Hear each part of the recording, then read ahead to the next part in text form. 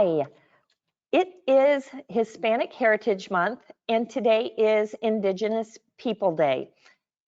It is an amazing world that we live in, and nothing celebrates people better than art. So I've taken complete tons of notes and have done my homework, and I think it gave me a greater appreciation for teachers teaching virtual because there was a lot of work put into my research and my notes and making the handout. And I mean, I get it. I do. I see all of you out there working so hard, but to actually be the one to do all the work, wow, it was crazy. And so for that alone, I say, everybody give yourself a huge pat on the back and thank you so much. Today, I picked out Artworks lesson plan. It was actually created in 2009 by Trisha Couch and Cheryl Scott. They were teaching in Palm Beach, Florida, West Palm Beach, Florida, and they partnered on this lesson plan to teach about papel amate or bark paper. And so I'm going to talk a little bit more about that later, and we're going to actually physically make some stuff. But first, I wanted to say that since it was created, we have learned that social and emotional learning is a big part of education, and nobody I mean, honestly, art does it all the time. In the art room, there is always talks about feelings and emotions and the personalization of the art. Since the evolution of this, Nasco has created solution teams.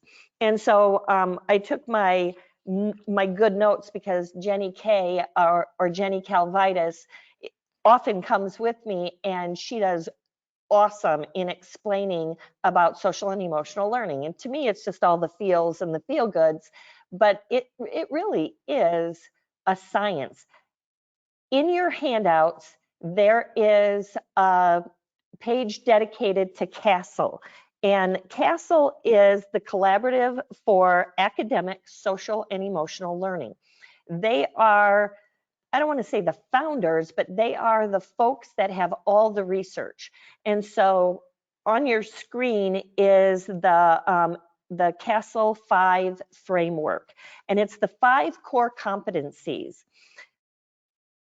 These are things that are found in the art classroom all the time, but this is great because this is going to be something that you can use to help you and to help students as you talk about SEL. So the first one is self-awareness, and that's going to be like understanding your emotions, your thoughts, your values. And so in a lesson plan that is going to be cultural, clearly understanding values of another culture change how it works.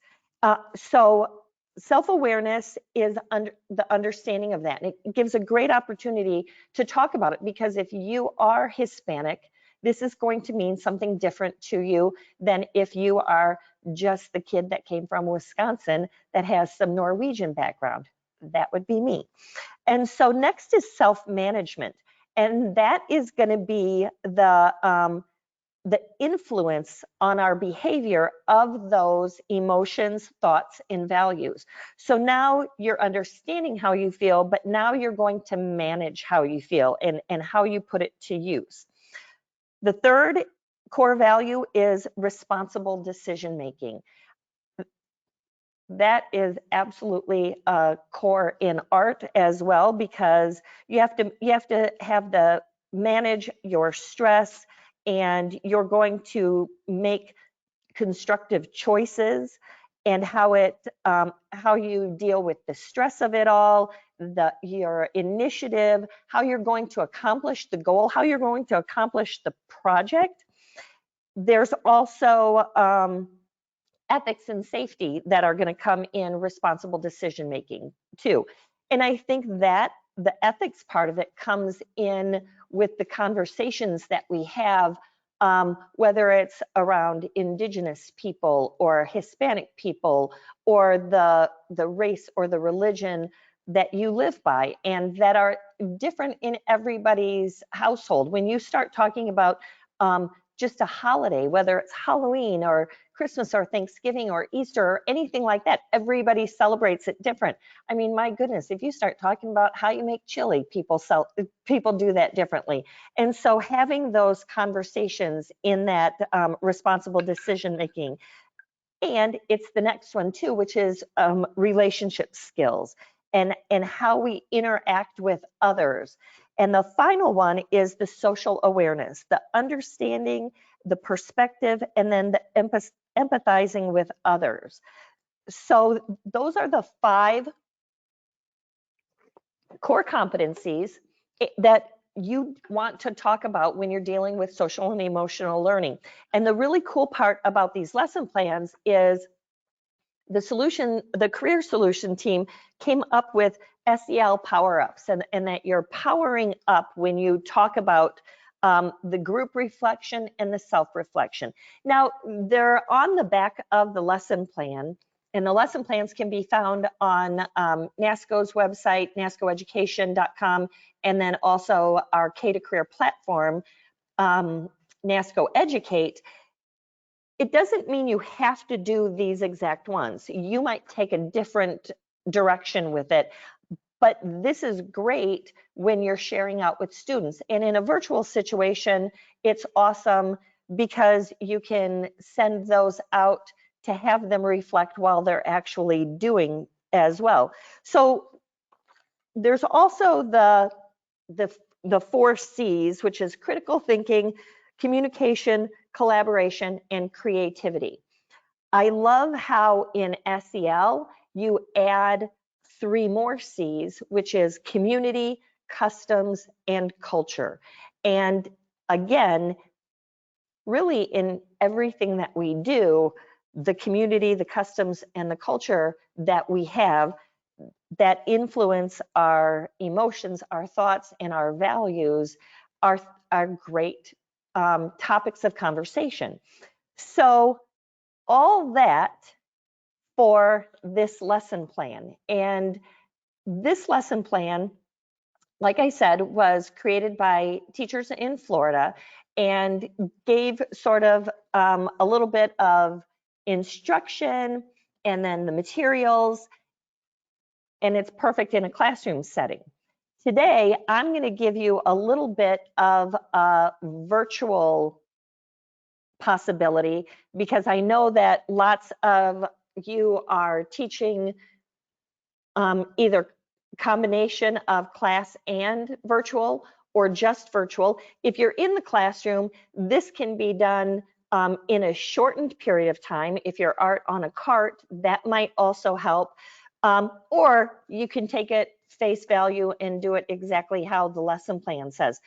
The nice part about these lesson plans is that it does give you lots of opportunity to expand on it.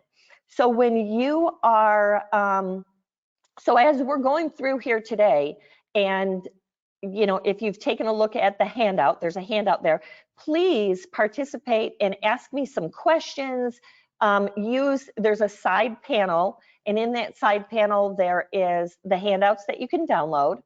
There's questions that you can type in, and you know, I'll have to keep looking at my computer, and I have to get kind of close because I don't always have the best vision. I think it's time for a check, but I'll keep looking.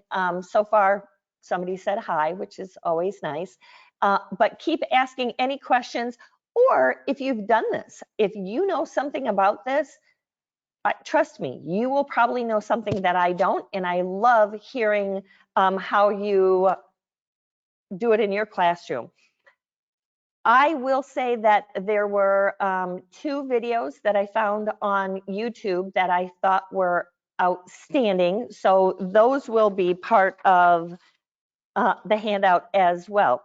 So first I'm going to talk a little bit about the materials. In the lesson plan, it is using a lot of acrylic, neon acrylic, paint markers, and craft paper. That's the basic materials to create this particular lesson plan. I grabbed one of Nasco's art kits in a bag, and I purposely put the lesson plan in there because it comes in this really cool mesh bag. And then it has a wide variety of materials in there. Granted, we all know that not everybody was lucky enough to purchase a bag for their students. So markers, crayons, I'm going to show you a wide variety. Excuse me. Because I tried a lot of things. Honestly, the neon makes a difference, but you'll still be able to see some choices that are here. I do want to say that if you don't know this, oil pastels and watercolors have become like the new toilet paper at the beginning of the pandemic.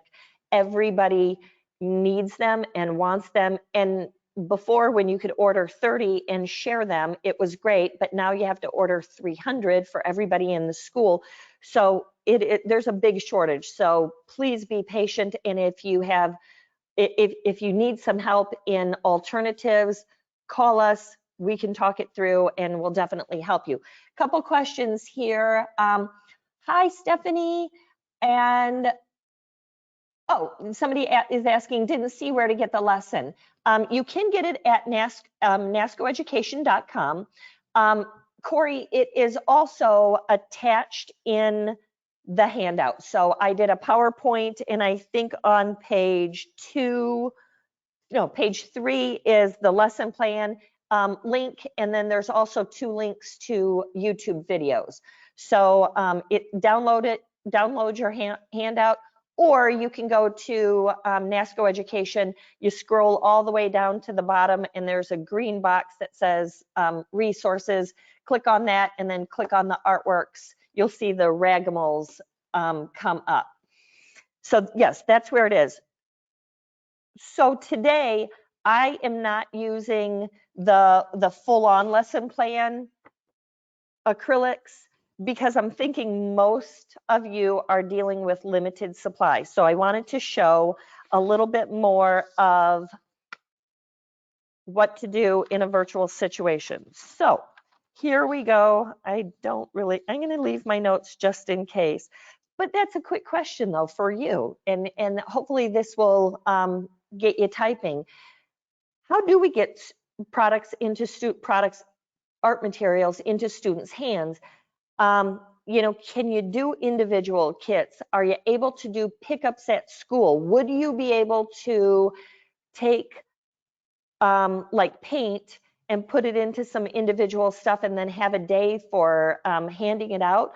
Would it be possible or beneficial, I should say, to create a kit that maybe students could check out so that they return the brushes, they return the scissors, and they return anything they didn't use, but then you just refill, like the paint and the crayons and the things that are going to run out. We are looking for ideas that are going to help you. I mean, we don't want to create stuff that doesn't help you. So in the survey, we ask a lot about kits. And it's because we want to serve you better. We absolutely want to sell art materials. We do that for a living, but we want to do it in a way that helps you. We want to engage your students. We want to help the teachers be able to teach a lesson with something as opposed to nothing. So ask your questions, but if you have a brown lunch bag, I don't know if you read the description, but if you have a brown lunch bag, this is what I'm suggesting is going to be the base of the lesson. So now I'm going to switch to my demonstration camera with the help of the most amazing photo manager, Andy. And so I just open the bag.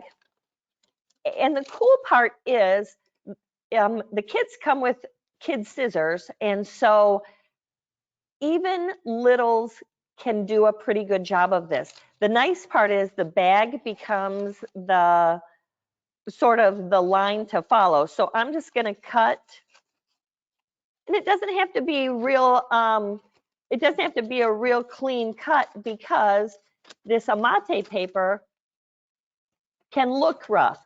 Although when you watch these videos, holy smokes, is it ever unbelievable the precision that you can get.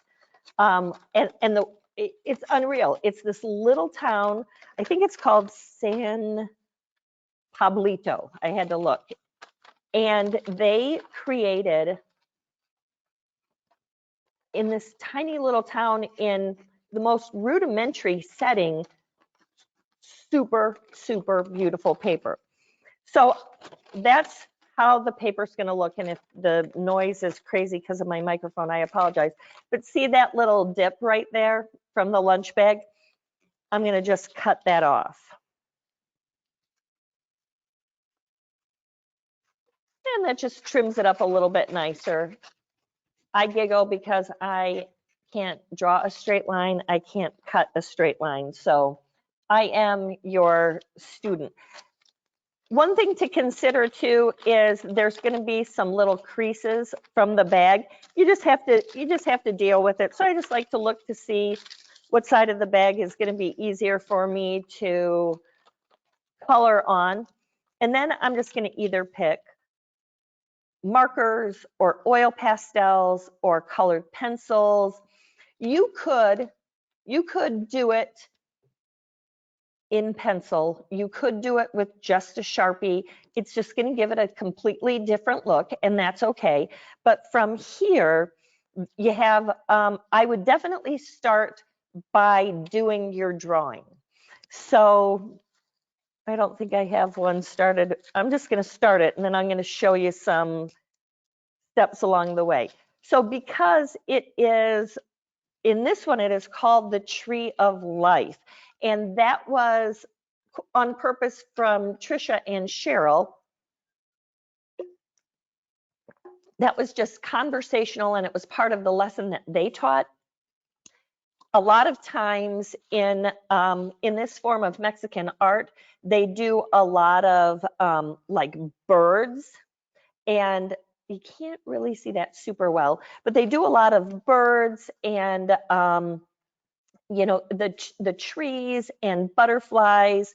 So this is something that you're going to have the student think about their content and maybe think about what exactly it is they're going to draw. And I don't know, but every time I do my tree, it seems to always be like this fun, funky, curly tree with weird branches.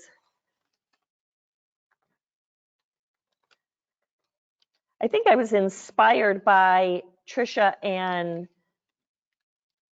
Cheryl's sort of swirly art on theirs, but that's interesting, and I might be able to embellish from there, which is important to do. So now I'm just going to really use like some really bright colors, and the reason I'm using marker is because it absolutely shows up for a demonstration, but also, you know, if a student just has some markers at home, that's going to work too. I will show you some other stuff that I used as well. But now I am going to just embellish and make it look really fun and colorful. The colors in this, and honestly, that's why I was asking about like the kits.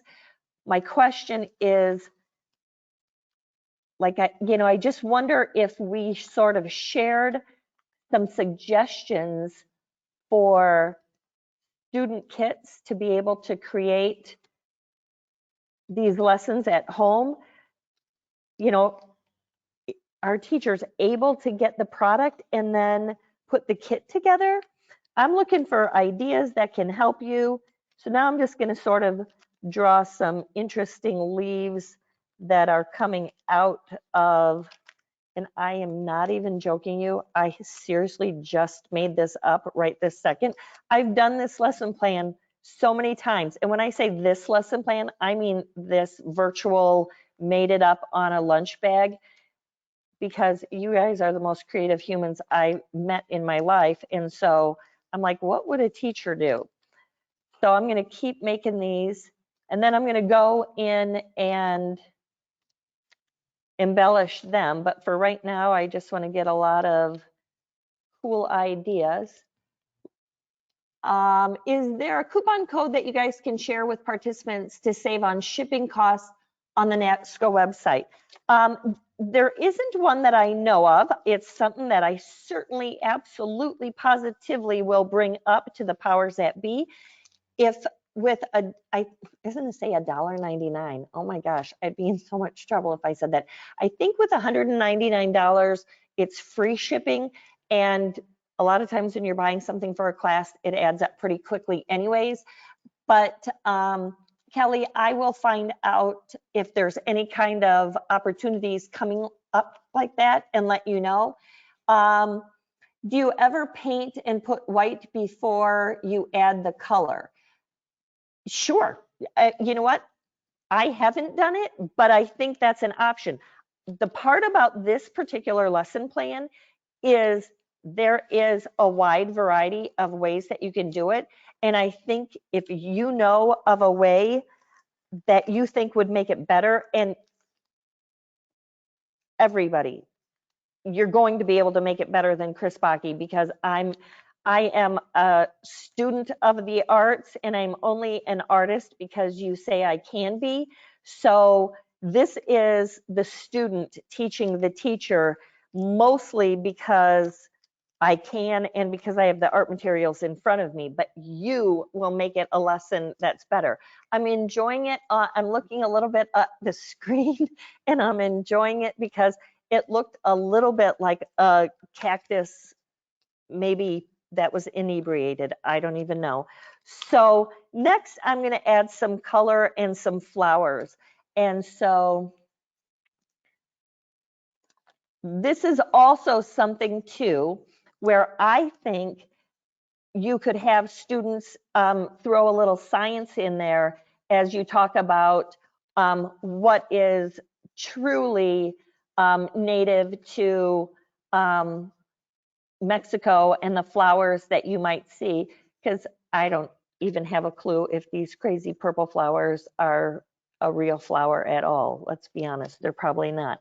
But I love the fact that it's adding a ton of fun color, and you know, sometimes free art, meaning not inhibited and just go and do, is fun and good for you. So now I might do like a little swirly in this orange. I just want to show that it's going to have some really cool bright colors.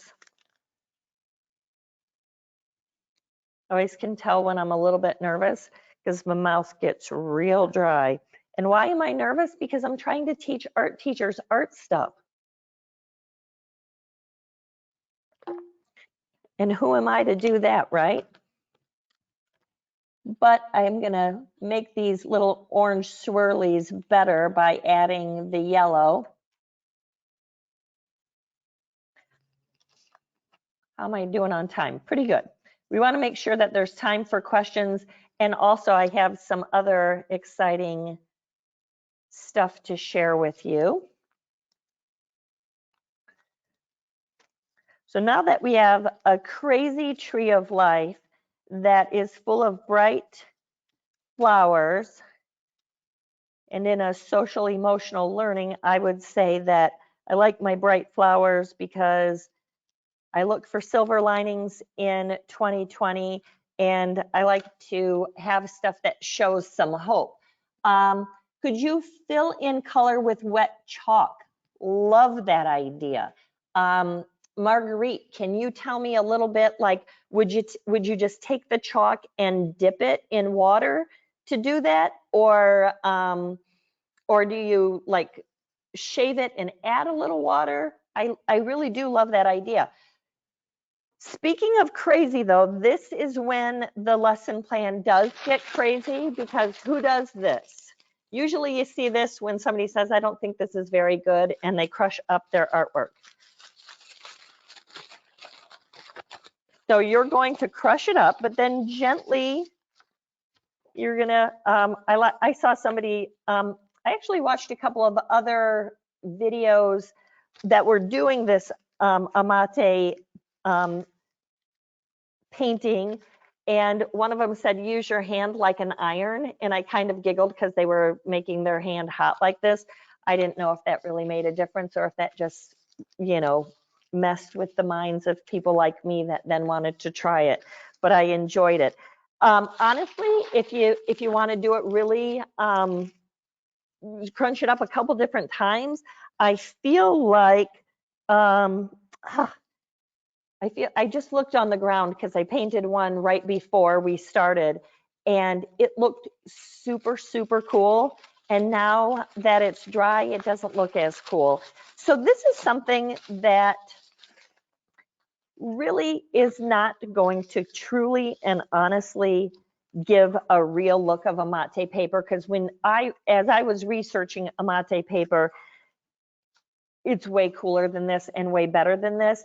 But the idea here is that those little nooks and crannies are going to give a look of the original amate paper. So in the video, you'll see that they seriously like strip bark off of a tree. And then from that, they remove the sort of crusty hard stuff. And there's this inner stuff, and it looks like just big long strings of icky. I don't even know what else to say. Just like seaweed, just big long strings. They bleach some of that, and oh my goodness, it bleaches bright white. From there, they add color to it, and then they start creating their pieces, and they take this stone and pound on it. It's amazing. Honestly, doesn't look anything like this, except when you see it in the non-bleached, non-colored version, then it's very, very dark. And so I tried it a couple different ways. And so here now I'm just going to add watercolor to this.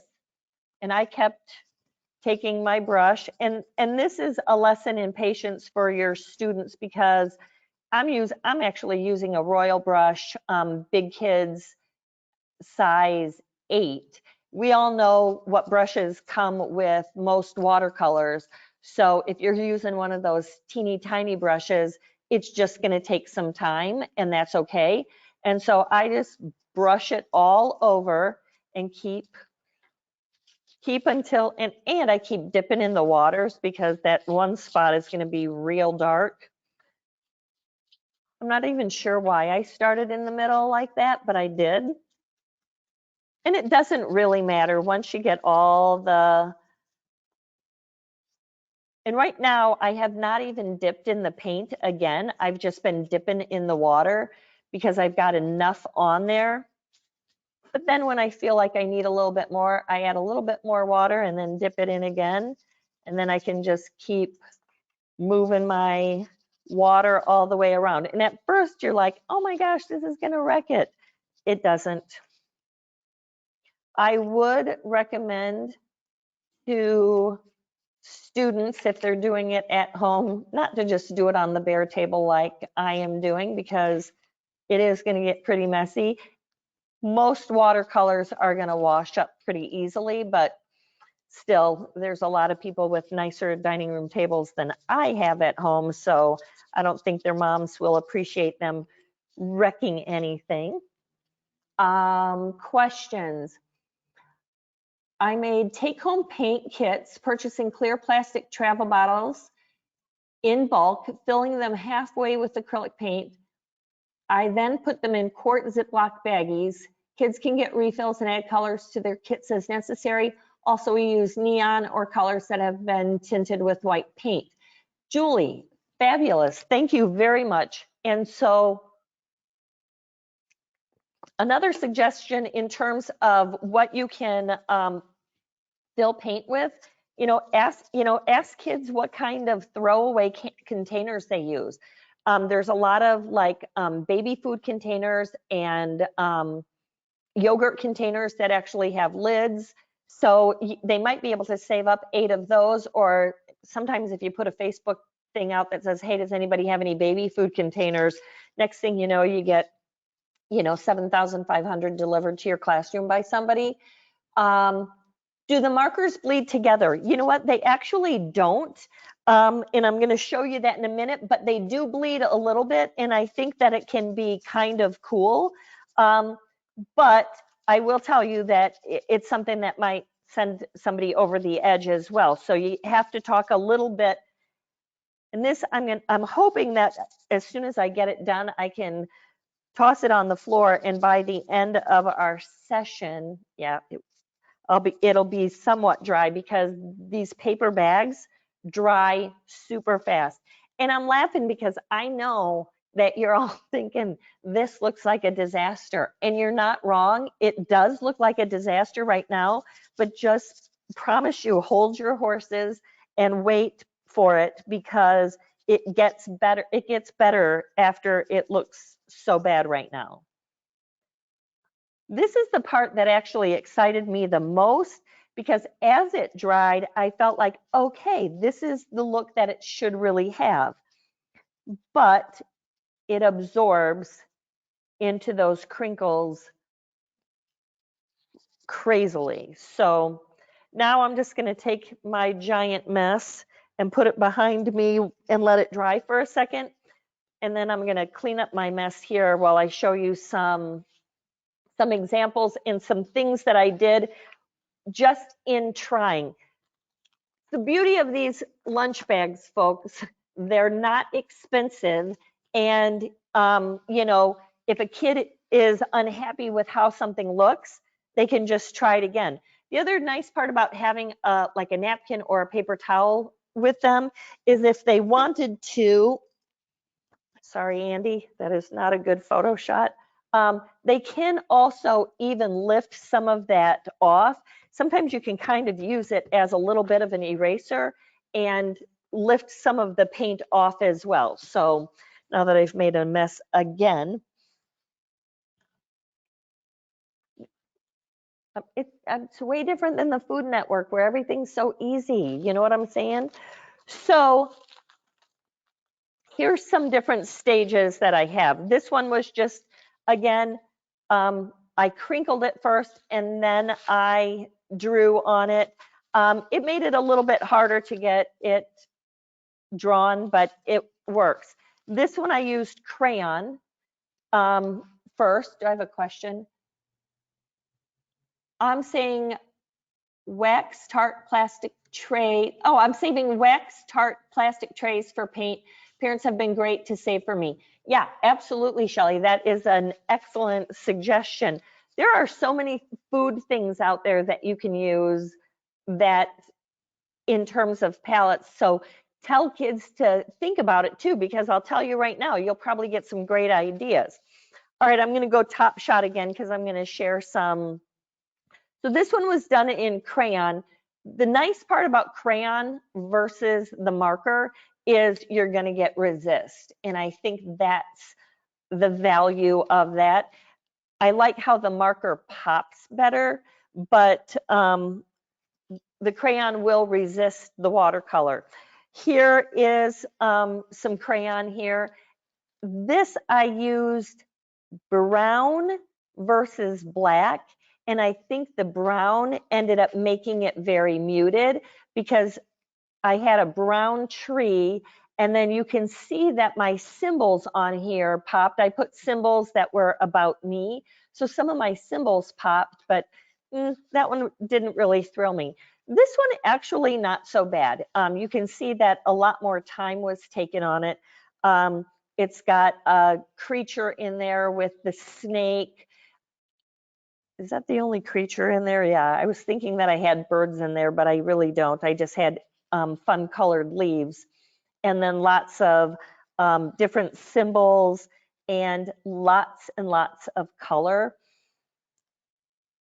And my thought process was, in this particular case, I thought it might even help if I went back in with some black marker and sort of highlighted a few things and went around it, because that might help some of those flowers and the things that I kind of really want to show up a little bit better start to pop off the page.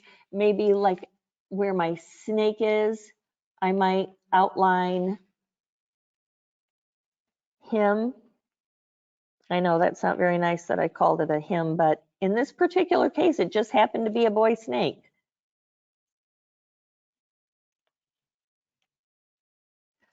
So I think that kind of helps a little bit. And those are some things to share with your students as well. It's a lot about trial and error and learning what works and what doesn't. And again, you could really take the time to keep highlighting lots and lots of this. One tip here is if you use oil pastels, don't use a Sharpie with oil pastels. It will kill it. The wax from the oil pastel, for whatever reason, will dry up a Sharpie instantly. I think there's a tip on how to fix it, but I can't remember what it is. So this is just something, like I said, I liked how this one turned out, but I felt like it needed some pop. A white gel pen might help as well, make it pop. Here is one. Yes, I did use crayon on that one. I did use crayon on that one. This one is all marker, but I will tell you, I took this one and I crumpled it up first, then I flattened it out, then I put a little bit of brown on here, and then I let it dry and drew on top of that. So I sort of created the amate paper first, which helped so that the marker didn't bleed as well. This one I did the same. I did the black first, and then I took 2 oil pastels that were Crayola Neon. And I'm not sure if you could tell, all I had was 2 samples. That was a green and a pink. And then I just took a little, this is the one I just said not to do this to. I took a little gel pen, no, it was a pit pen, and used that to dot the flowers. But that's when I started to try to put the little marks with the Sharpie, and you can see how dry my Sharpie just got by trying to circle the white on here, because it was an oil pastel. It seriously does kill a Sharpie badly. But I just showed this because it shows how much it pops. This one, pretty nice if you ask me, but this was officially acrylic paint, and when I finished and crunched it up, I used really watered down India ink, and then after it was dry, I went through and put some of the embellishments on. But you can just see how much more this one pops than the other. Like the oil pastel, I mean, just doesn't pop nearly as much as the pastels. Again, you're also dealing with Kris Bakke's level of art. So I am as good as my education, and my education has been throughout my time at Nasco, learning from all of you. So I know that you can take this and enhance it and create it even better than what I have done. But I just wanted to show you all the different ways. I do want to grab the one where I wanted to show you that this is the one that I had done right before this started. So this is probably 40 minutes ago, and it is still almost dry. But it's interesting because you saw when I was putting the watercolor down, how when you put it down, it really does like soak into those nooks and crannies and shows really nicely. And I'm going over it on purpose again because you can see how it really shows the lines better. And yet when it dried, it didn't show up as well. So my thought process was going to be, what if you went over it a second time? You know, it's definitely going to darken it in, but then if you let it dry and then built on top of it. Annalisa says, I love your lesson. Well, you're my new favorite, so thank you for that. I have a question that's not related to the lesson. And oh my gosh, she said she loves my blouse. It's actually a dress, and I am going to stand up because it's a dress, and I got it at a resale. I got it at a resale shop, and it was super tight when I got it. And today, or last night when I tried it on, it wasn't as tight, and I felt like it was very. It had a little bit of a Hispanic look to it. I don't know. Is that me just having a brain of what I think of Hispanic art looks like? Yes, it is. But sometimes that's why I choose that. So thank you for pointing that out, because I really do try to choose what I wear appropriately. So thank you for that. But back to this, I just think that trying a whole bunch of different things, and maybe what's going to happen is that this is going to end up being way too dark, but I don't think so. I think the water enhances it, but when this dries, I think it's going to give a whole nother layer of those nooks and crannies in there, and that's what's going to make it look really good. So this might not be a sit down and get it done in one session kind of thing. I also think that adding the social and emotional learning conversation is really important. And having the conversation about diversity is really important too. I didn't have a lot of that when I was in school, whether it was high school or middle school or elementary school. We just didn't have a whole lot of discussion about it. And sometimes when we teach something about a culture, we generalize, and that's not particularly good either. It's not awful, because you got to have a starting point. But what's amazing is when you can throw in that relationship part of it. Hispanic Heritage Month has prompted me to be better and do better. And I shared in an earlier webinar that Michelle Augusto is the Director of Fine Arts at Buffalo Public Schools. And she is somebody that I can have candid conversation with when I don't know something, or if I'm not sure if something's appropriate. She helps me in that sort of multicultural way, because she's just well versed and does a phenomenal job. And so her and I had some conversation, and so I made it a point to look up some Hispanic artists. I shared about Fabiana Rodriguez, I think 2 times ago. And today there is an artist that I had researched over the weekend. Her name is Natalia Anciso. And Natalia Anciso is an artist and educator, and the educator part of it is what prompted me to dig deeper into her website. And I included her information, her Instagram and her website on the handout. And then I showed a piece that I got from her website where she had taken these beautiful flowers. And I think that was the other part, is this lesson plan, talked about, flowers and trees and things like that. And she had taken just these beautiful flowers and mixed it in with families and immigrants, and it just told this beautiful story.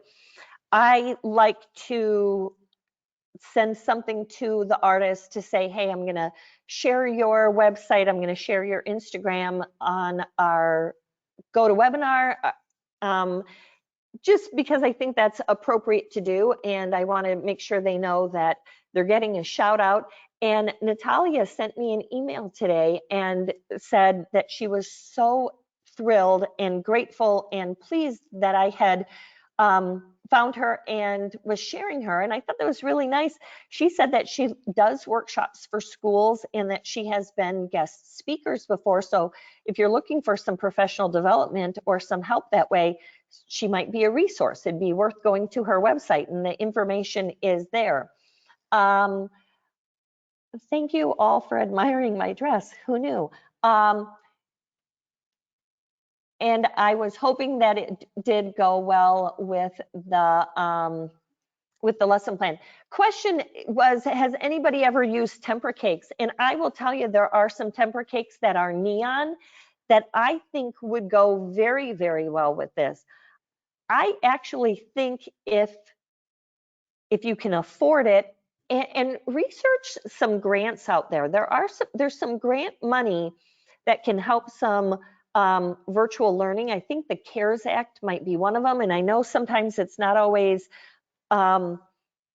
looked at in the art world, but sometimes with a little out of the box thinking, you might be able to get some monies, PTA, donations, things like that. But it might not be a bad idea to see if you can send home, just individual temper cakes. Put them in like a little plastic cup like this, and the student, well, you know how they work. Student gets them wet, uses them, and doesn't have to put it away. I just sprayed water on my face. So if I end up with a mustache, it'll be awesome. So any other questions? No, not right now. So anyways, I think that this lesson, even using the lunch bag, can really be expanded upon. I would absolutely love to see if anybody uses it and some work from their students. We share on Nasco Art Education. Nasco Art Education is our Facebook social media. We also have Instagram, and that's Nasco Arts. Our regular page is Nasco Education, but we would love to hear and see how you adapt it and how you change it up.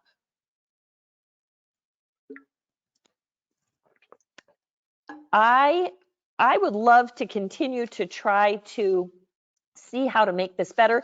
You can also make it smaller too. So they could also just take it and do half the page, and it might take them a little less time, but I don't think hurrying is anybody's issue. It's what is the lesson that I'm going to do? How do I make it interactive? Then when you come back in Zoom, I think the cool question is, like, some questions would be like, what did you learn about this culture? If you are part of this culture, what can you tell others about how, about your specific personal example? And I think I started with this and then I got sidetracked. But so Michelle Augusto was one who prompted me to want to be better. And so I decided to research Hispanic artists, and I found Fabiana Rodriguez, and then I also found Natalia Anciso. But we also have some, I have some coworkers that are Hispanic, so it prompted a conversation with them. And it's unbelievable how much they help me. And there's a couple times, even when I was translating some Spanish, assuming that I was translating it right, not, and helped me there. Not next week, but the following week, October 26th, we are going to talk about El Dia de los Muertos. El Dia de los Muertos. I say it wrong all the time. El Dia de los Muertos. That's what it is, the Day of the Dead. And that one I think is really important to just come back to the Hispanic culture, because a lot of people treat it like it's something for Halloween, and it is not. It is actually part of Hispanic culture. And so we're going to talk more about that. And I was thrilled to have some of those conversations here at Nasco with my coworkers. If you don't use oil pastels, then crumble the paper, does it smear? If you use oil pastels, then crumble the paper, does it smear? I don't think it does. And I only say that because I'm going to crumble this right now. You probably want to give it a minute, and you probably don't want to rub it together. When you crumble it, you want to crumble it just crisp and hard and crunchy and make it nice and wrinkly. And then you're going to undo it.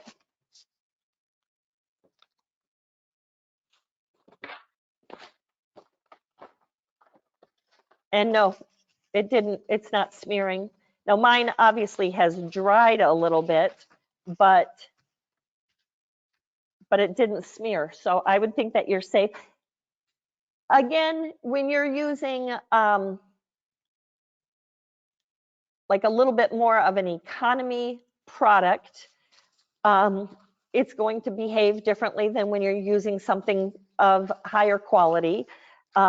But I think the experience is still going to be there. And so encourage your students to use what they have to get the experience, to understand the assignment, and in this particular case, learning about the culture, but also sort of, you know, how did it feel to use what you had and to improvise and stuff like that. So again, more conversation around that. If there are, let me make sure that I'm not forgetting anything here. Is there any more questions? I don't see anything. I might be able to give a little bit of your time back, although I see with 8 minutes left, I'm sure I'll fill it in.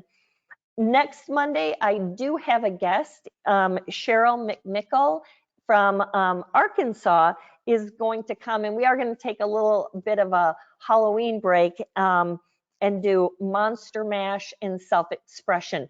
It was kind of fun because I called Cheryl because I recognized that she was a teacher that has done a lot of illustration type stuff, and I think it's Jake Parker who does Inktober, and so we talked a little bit about that. And then from a conversation that we had, she said, well, I do some sort of contour that, and then mixes it in with words and texture. Super cool, very, very cool. And all you need is drawing paper and drawing supplies. So markers, gel pens, colored pencils, a Sharpie, whatever that you can draw with, and you'll be able to draw along right with us. Bring a mirror, that's going to help. I always say too, you know, you can always take a selfie and utilize that as your mirror, but I think that one is going to be very fun. And then on the 26th, we're going to go back to Hispanic Heritage. Hispanic Heritage Month is really celebrated from the middle of September to the middle of October.